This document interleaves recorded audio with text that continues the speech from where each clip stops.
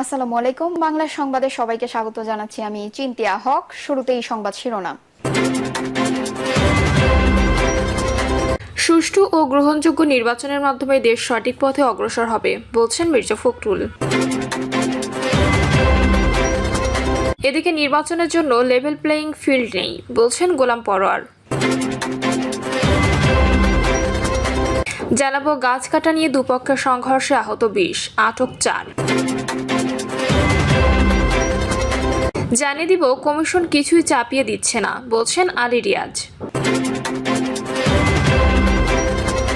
এবং সর্বশেষ জানাবো জুলাই সনদ কি, কেন এটি নিয়ে এত আলোচনা। শুনছিলেন সংবাদ শিরোনাম, এবারে বিস্তারিত।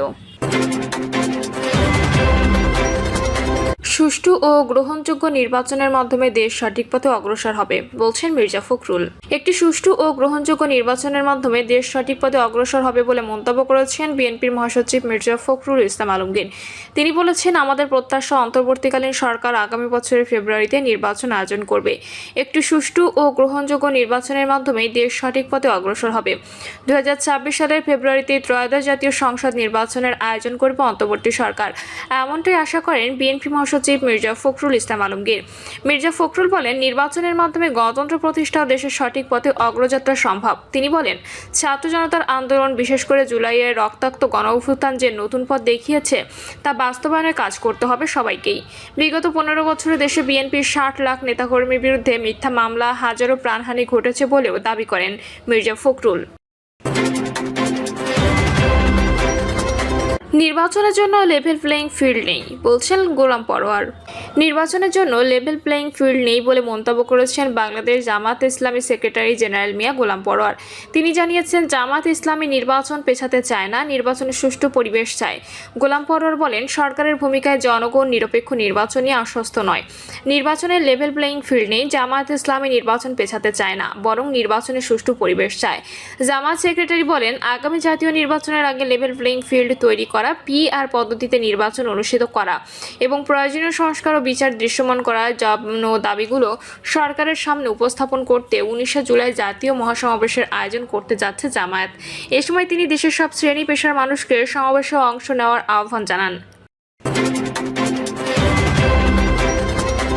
গাছ কাটা নিয়ে দুপক্ষের সংঘর্ষে আহত 20, আটক 4। শেরপুরের ঝিনাইগাতিতে জমির সীমানায় গাছ কাটা নিয়ে সংঘর্ষে জড়িয়েছে দুপক্ষ। উপজেলার কান্দুলি গ্রামে দুপুরে হওয়া এই ঘটনায় উভয় পক্ষের অন্তত 5 জন আহত হয়েছেন। খবর পেয়ে ঘটনাস্থলে গিয়ে পরিস্থিতি নিয়ন্ত্রণে আনে পুলিশ। পাশাপাশি ঘটনাস্থল থেকে 4 জনকে জিজ্ঞাসাবাদের জন্য আটক করে। আটককৃতরা হলেন ঝিনাইগাতির ধানশাইল মাদারপুর এলাকার মৃত আলী জিন্নাহর ছেলে নাইম ইসলাম, ঢাকার আশুলিয়া থানায় শ্রীপুর এলাকায় আব্দুর রশিদের ছেলে রিফাত হোসেন, একই এলাকায় আবু তালেবের ছেলে বায়াজিত ইসলাম এবং শেরপুরের নালিতাবাড়ি উপজেলা রাজনগর গ্রামের সাইফুল ইসলামের ছেলে কামরুল হাসান সোহান। ঝিনাইগাতি থানার ওসি আলামিন জানান, কান্দুলি গ্রামের 2 ভাই শামসুল আলম ও জুয়েল মিয়ার মধ্যে জমির সীমানা নিয়ে বিরোধ চলে আসছিল।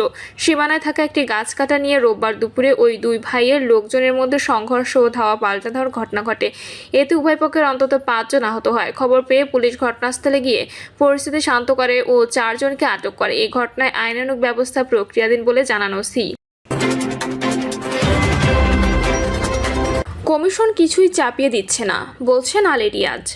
জাতীয় ঐক্যমত্য কমিশনের সহসভাপতি অধ্যাপক আলী রিয়াজ বলেছেন, আমি বারবার বলেছি, দলগুলোর সঙ্গে আলাদা বৈঠকের সময় সুস্পষ্টভাবে বলেছি, কমিশন কিছু চাপিয়ে দিচ্ছে না। সব বিষয়ে একমত হওয়ার কোনো বিষয় নেই, আমরা সব বিষয়ে একমত হব না। প্রাথমিক প্রস্তাবে সংবিধানের মূলনীতিতে বহুত্ববাদ নিয়ে দলগুলোর আপত্তি থাকার সংশোধিত প্রস্তাবে তা ছিল না জানিয়ে আলী রিয়াজ বলেন, একইভাবে 4 প্রদেশে ভাগের প্রস্তাবে দলগুলোর দ্বিমতের কারণে উপস্থাপন করা হয়নি। সব বিষয়ে একমত হওয়া যাবে না, কোনো কিছুতে যাবে না, তবুও আমাদের চেষ্টা করতে হবে। যেগুলো বাদ দিয়ে যে সমস্ত জায়গায় আমরা একমত হতে পারি সেই জায়গায় যেন আমরা আসতে পারি, সেই চেষ্টা আমাদের থাকতে হবে। সংলাপে বেশ কিছু বিষয়ে অগ্রগতি অর্জন হয়েছে জানিয়ে তিনি বলেন, কিছু বিষয় আলোচনা হয়েছে এবং কিছু কিছু বিষয় এখন উপস্থাপন করিনি। তার মধ্যে একটি নতুন বিষয় আজকে উপস্থাপন করব। সংশোধিত প্রস্তাবের বিষয়ে দলগুলো দলীয় এবং রাজনৈতিক বিবেচনা থাকবে জানিয়ে আলী রিয়াজ বলেন, আমরা বিভিন্নভাবে দেখছি সবাই আলোচনার মাধ্যমে চেষ্টা করছে এক জায়গায় আসতে, ঐকমত্য প্রতিষ্ঠা করতে।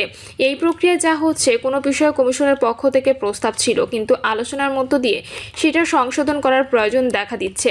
আমরা চেষ্টা করছি যাতে রাজনৈতিক দলগুলোর সেন্টিমেন্ট বক্তব্যগুলোকে ধারণ করে সংশোধিতভাবে উপস্থাপন করা যায়। সংশোধিত প্রস্তাব তৈরিতে কমিশন ধারাবাহিক বৈঠক করছে জানিয়ে আলী রিয়াজ বলেন, সংশোধিত প্রস্তাবগুলো রাজনৈতিক দলগুলোর বক্তব্যকে ধারণ করে তৈরির চেষ্টা হচ্ছে, সেটা আমরা অব্যাহত রাখব। এতে করে যাতে কোনো রকম ভুল বোঝাবুঝি বা বিভ্রান্তির চেষ্টা না হয়, আমাদের দিক থেকে আন্তরিক চেষ্টা করা হচ্ছে, সর্বাত্মকরণের চেষ্টা হচ্ছে। আপনাদের বক্তব্য আকাঙ্ক্ষার সঙ্গে যেন সামঞ্জস্য বিধান করা যায়। গুরুত্বপূর্ণ বিষয়গুলো আলোচনা করা কমিশনের প্রধান লক্ষ্য জানিয়ে তিনি বলেন, আমরা চেষ্টা করছি আপনাদের জায়গায় আসতে, ফলে এই সংশোধিত ভাষ্যগুলো হচ্ছে আপনাদের আলোচনার বিষয়ে গুরুত্ব বিবেচনা। জুলাই মাস জুড়ে রাজনৈতিক দলগুলোর কর্মসূচির বিষয়ে তিনি বলেন, কর্মসূচি একটু অসুবিধার সৃষ্টি করবে আপনাদের, তবু আমরা আশা করছি যেন একত্রে বসতে পারি। যত বেশি সময় বসা যায়, সময়ের একটা স্বল্পতা আছে, সেগুলো আপনারা নিশ্চয়ই বিবেচনা করবেন। জুলাই সনদ কি, কেন এটি নিয়ে এত আলোচনা? বাংলাদেশের সংস্কার প্রশ্নে জাতীয় ঐক্যমত্য কমিশন গত কয়েক মাস ধরে দফায় দফায় আলোচনার পরও মৌলিক অনেক বিষয়ে রাজনৈতিক দলগুলোর মধ্যে মতপার্থক্য দূর করা যায়নি। এমনকি যেসব বিষয়ে ঐক্যমত্য হবে সেগুলো বাস্তবায়নে গণভোট নাকি সংসদ নির্বাচন, সেই বিতর্কও এখন সামনে এসেছে। ঐক্যমত্য কমিশন শিগগিরই দলগুলোর ঐক্যমত্যের ভিত্তিতে জুলাই সনদ ঘোষণার আশা করছে। তবে জুলাই সনদ আসলে কি, কেন এ নিয়ে রাজনৈতিক দলগুলোর মতবিরোধ, অন্যদিকে জুলাই সনদ ও জুলাই ঘোষণাপত্রের মধ্যে পার্থক্য কি, এসব প্রশ্ন এখন আলোচনা আসছে। কমিশন দাবি করছে, কয়েক দফার আলোচনায় এরই মধ্যে বেশ কিছু সংস্কার প্রস্তাবে ঐকমত্য পৌঁছেছে রাজনৈতিক দলগুলো। তবে এখনও আনুপাতিক নির্বাচন ব্যবস্থা, জাতীয় সাংবিধানিক কাউন্সিল বা এনসিসি গঠন সহ বেশ কিছু সাংবিধানিক সংস্কার প্রস্তাবে দলগুলোর মধ্যে নানা মতবিরোধ দেখা দিচ্ছে।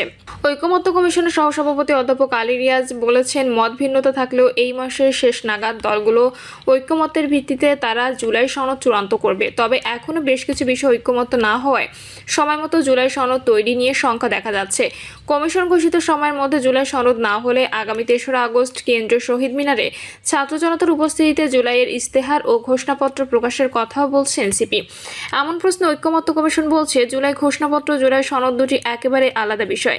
কেননা সব দলের ঐকমত্যের ভিত্তিতে যে সনদ বা সংস্কার প্রস্তাব তৈরি হবে সেটি জুলাই সনদ বা জাতীয় সনদ। তারা বলছে, জুলাইয়ের ঘোষণাপত্র তৈরির কাজ ঐকমত্য কমিশনের নয়, সেটি সরকার ও রাজনৈতিক দল মিলে করবে।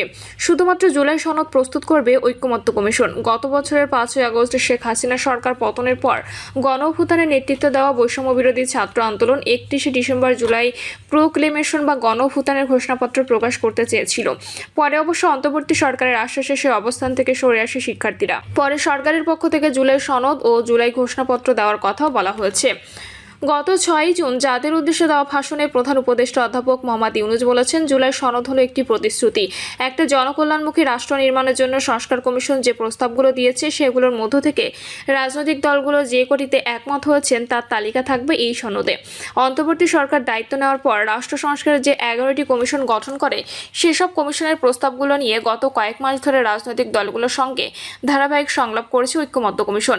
এতে সংবিধান, নির্বাচন ব্যবস্থা, বিচার বিভাগ, জনপ্রশাসন, দুর্নীতি দমন কমিশন সংস্কার সংক্রান্ত মোট 166টি সুপারিশ রাজনৈতিক দলগুলো ধারাবাহিক বৈঠক করে ঐকমত্য কমিশনের সঙ্গে ধারাবাহিক এই আলোচনা বিএনপি, জামায়াত ইসলামী, এনসিপি সহ 30টি রাজনৈতিক দল অংশ নেয়। ঐকমত্য কমিশন জানিয়েছে, এসব প্রস্তাবনার মধ্যে 80টিরও বেশি প্রস্তাবনায় সামগ্রিকভাবে ঐকমত্যে পৌঁছেছে রাজনৈতিক দলগুলো। পরবর্তীতে গুরুত্বপূর্ণ আরও 20টির মতো প্রস্তাবনা চিহ্নিত করে সেগুলো নিয়ে আলোচনা এখনো চলছে। ঐকমত্য কমিশনের সহসভাপতি অধ্যাপক আলী রিয়াজ বলেন, ওই 20টির মধ্যে এখনো পর্যন্ত গুরুত্বপূর্ণ 5টি বিষয় ঐকমত্য প্রতিষ্ঠা হয়েছে। বাকি প্রায় 6 থেকে 7টি বিষয় আমরা আলোচনা করেছি, যেগুলো এখনো পর্যন্ত আমরা কোনো সিদ্ধান্ত আসতে পারিনি। কমিশন বলছে, গুরুত্বপূর্ণ এসব প্রস্তাবে বড় রাজনৈতিক দলগুলোকে রাজি করানোর পর এগুলো নিয়েই তৈরি হবে জুলাই সনদ। প্রিয় দর্শক, এই ছিল এখনকার সর্বশেষ সংবাদ। আপডেট সব সংবাদ পেতে চ্যানেলটি সাবস্ক্রাইব করে বেল আইকনটি ক্লিক করে রাখুন।